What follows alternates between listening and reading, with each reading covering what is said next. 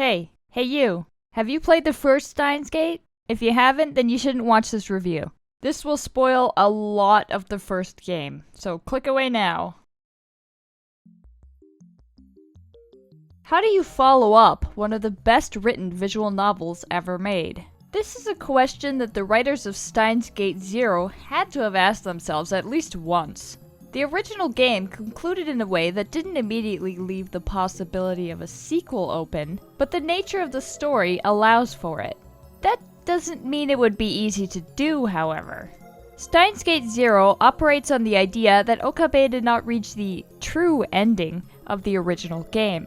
He was unable to reach Steins Gate, and in the end had to sacrifice Kurisu in order to stay on a world line that, while not the best, was better than the other option. The game begins with Okabe having chosen the beta world line, but jumping back in time over and over in an attempt to prevent Kurisu's death, and to find a way to prevent World War III from ever occurring, a place in the world line referred to as Steins Gate. After failing hundreds, possibly thousands of times, Okabe's sanity is pushed to the brink and he gives up, much to Suzuha's anger. Rejoining Okabe many months later, we find out he's been in intensive therapy and has returned to school, all but giving up his attempts to change the world. Once he runs into two scientists that worked with Kurisu on an AI project, Maho Hyajo and Dr. Leskinen, Okabe is thrown right back into the world he swore to never revisit, and World War III looms ever closer.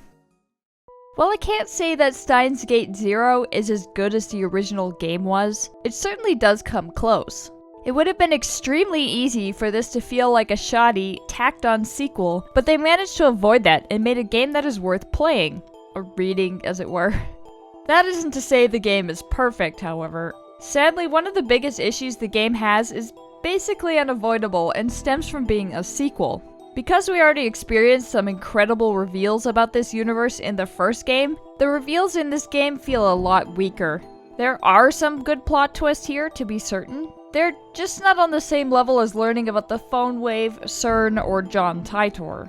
Speaking of John Titor, the lack of a solid real-world tie in Steins Gate Zero is also a bit of a shame. As I spoke about in my video on the topic, the addition of John Titor was a huge boost to the other game that gave the story a lot of grounding and weight.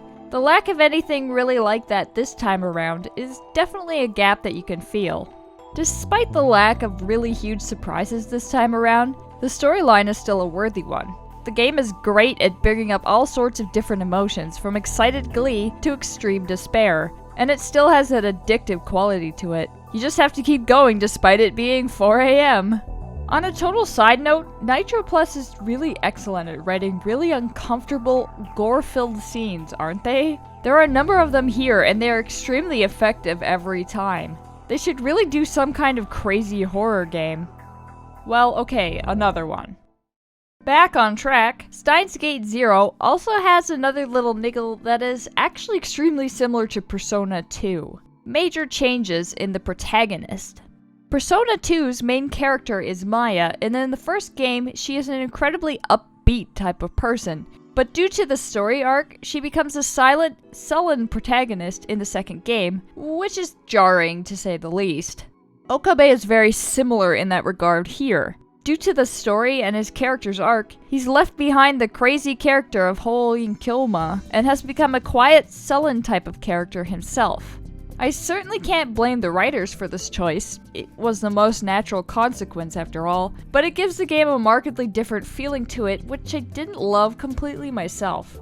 What I did love a lot was the expansion of some of the characters and the new characters. The first game never gave us a ton of information about characters like Moeka and Lukako, but here they were expanded on a bunch. Who would have thought that they could have made me like Moeka again? That is a feat in and of itself. The new characters were a lot of fun, and Maho especially feels like a natural fit. She fits so well that I honestly forgot that she wasn't there from the beginning of the story. The other professors are pretty interesting as well, although it's kinda weird that Reyes only shows up in some of the story paths and not the others. And I really like Mayuri's cosplay friends. What I didn't like so much about the characters were the new designs. They've kept their general looks, but the art style has changed. I imagine it's a totally different artist this time around.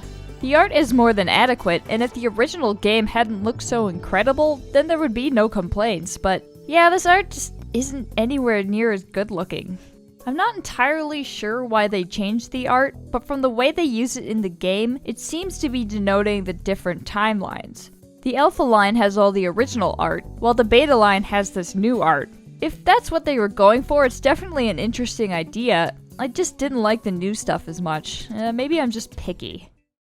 I definitely have no complaints about the music or the voice acting here. They've kept the same actors from the first game, and they do a bang-up job once again. The new voice actors are also awesome. I particularly like Dr. Leskinen's voice, as he has a weird foreign-sounding accent, and it really fits his character. While it would have been easy for Steins Gate 0 to just reuse all the music from the original game, 5PB and Nitroplus didn't do that. They have reused some of the best tracks from the first game, but they've added a bunch of new ones as well. Music is an aspect of visual novels that is incredibly important, but often overlooked. But they've really hit it out of the park here yet again. All of the songs fit the scenes perfectly and are very listenable outside of the game as well. It's also quite a testament to the composer that hearing the songs will instantly bring important scenes from the game to mind. If you liked Steins Gate and needed more, then you absolutely must play Steins Gate 0. It's not as good as the original, but it is a worthy successor, and I have to say that I was eager to revisit this world. The biggest downside may be the different art, and the fact that this is essentially just an alternate universe type of story, but don't let those deter you from playing this if you're a fan.